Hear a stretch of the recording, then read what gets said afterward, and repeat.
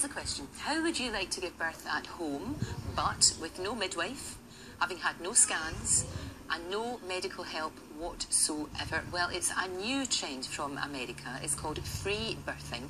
And in just a moment, we're going to be talking to one mother who thinks that more women should try this. But with new headlines this week questioning the safety of even regular home births, Dr. Hilary has been finding out more for us.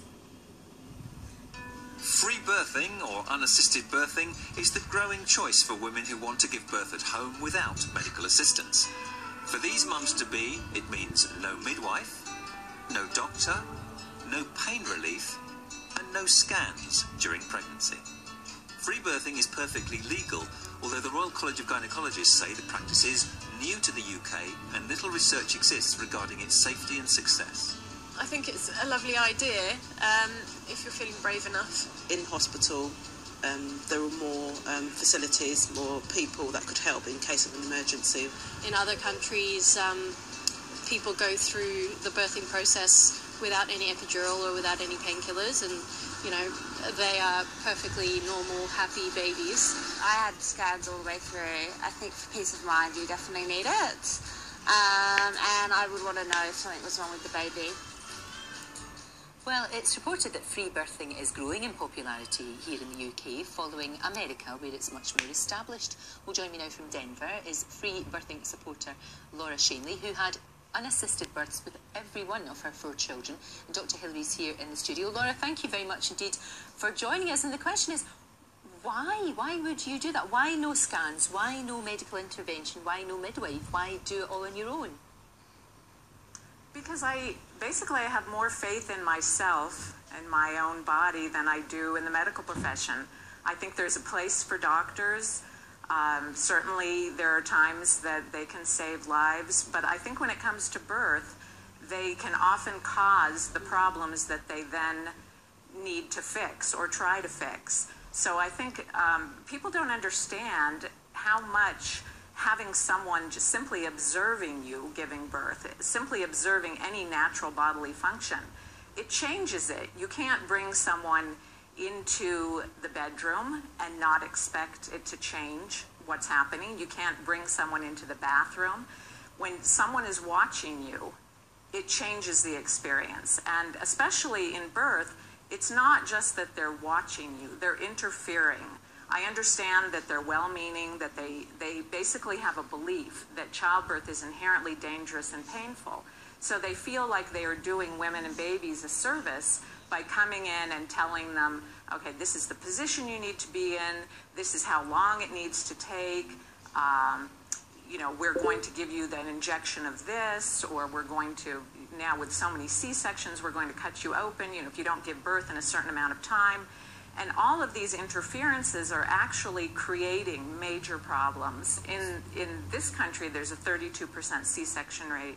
I'm not sure what it is in the UK, but I believe in my body. I trust myself, and I don't feel like women should be afraid to trust themselves. So our bodies are incredible. Hilary, we should trust ourselves, and you're just interfering. Laura, if I can come back to you as a qualified doctor, probably your best qualification is having 4 healthy children, and that's a substantial one, but you don't presumably have any obstetric qualifications.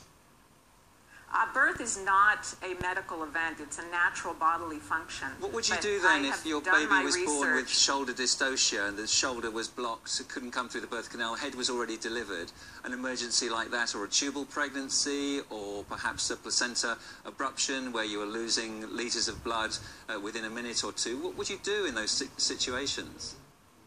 Well, I think what you need to understand is the mind-body connection. What you're saying is these things just happen. We don't know why they're happening. We don't know when they're going to happen. They could occur at any moment. We need to have someone there. And I'm saying our bodies are responsive to our thoughts. If you don't have somebody there, you die, Laura. Do you know what the the mortality rate is in childbirth globally? I know that when a woman lives in poverty, then she's going to have a problematic life, and she may have a problematic birth. But women throughout history, women in healthy tribal cultures, have successfully given birth unassisted. So there's a lot of myths. In 1980, 500,000 women died in childbirth. I don't believe that. What I'd say to you is that you could be accused of being disrespectful as a white Western woman, giving up any help medically with normal pregnancy and childbirth. You are being disrespectful to women in underdeveloped countries who still lose 250,000 lives every year because they don't have medical help. They don't have food, they don't have clean water, they don't have proper housing. So you're saying the birth itself is inherently dangerous. I'm saying when you live in poverty, the birth can be problematic. When you don't live in poverty, most of those problems go away. I basically say that there's three main causes for the problems in birth: poverty, outside intervention, and inside intervention: fear, which triggers the fight-flight response and shuts down labor. So if you don't live in poverty and you don't interfere physically or psychologically, babies can slide right out. And that was my experience, and that's what a lot of other women are experiencing too. Laura, we can thank trust you. I'm sorry, our bodies. They know what they're doing. We're going to have to leave it there because I think you've been incredibly lucky. You've had four children, and they've been fine. There, but for the grace of God, they go. She could easily have lost one or two, and then she wouldn't be talking these kind of dangerous talk, encouraging women to have no help. If we can do good antenatal care, we can prevent so many problems. And no matter how well prepared you are, no matter how good the mind-body connection, you can't prepare for something like a placenta that's implanted over the mouth of the womb and that will bleed, or the umbilical cord which prolapses, or a shoulder that gets in the way of birth, or so many other things that can happen.